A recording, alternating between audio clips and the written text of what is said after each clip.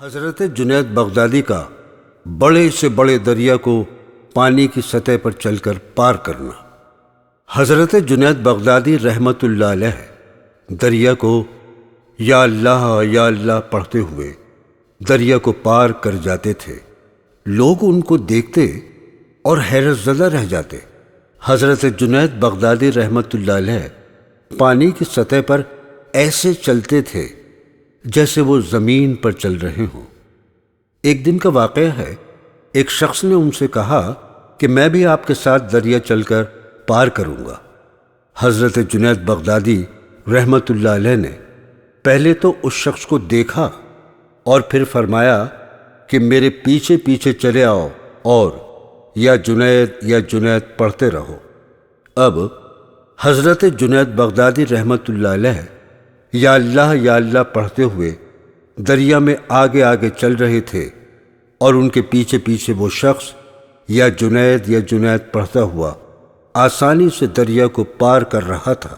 جب بیچ دریا میں پہنچے تب اس شخص کو شیطان نے بہکانا شروع کیا اور کہا کہ جنید تو یا اللہ پڑھتے ہوئے دریا کو پار کر رہے ہیں اور تو یا جنید پڑھ رہا ہے۔ کیا تجھ کو اللہ پر بھروسہ نہیں ہے؟ تو بھی یا اللہ پڑھ کر دریا پار کر، کیا تیری اللہ مدد نہیں کرے گا؟ اس شخص نے سوچا یہ بات تو صحیح ہے، میں بھی یا اللہ کہہ کر دریا کو پار کر سکتا ہوں۔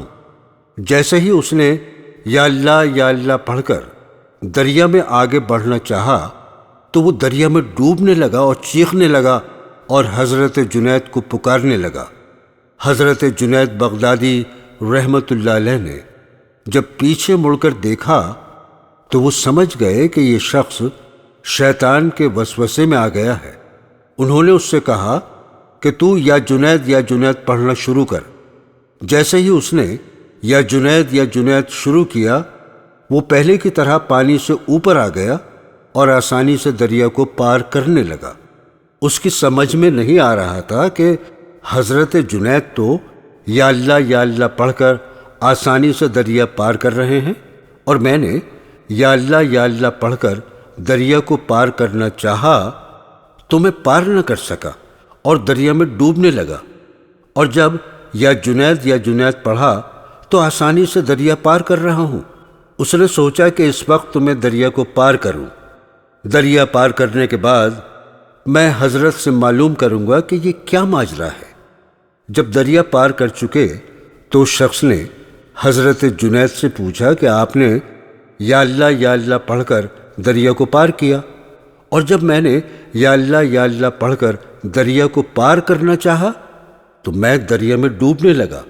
حضرت جنید بغدادی رحمت اللہ علیہ نے جواب دیا، پہلے تو جنید تک تو پہنچ، بعد میں اللہ تک خود ہی پہنچ جائے گا۔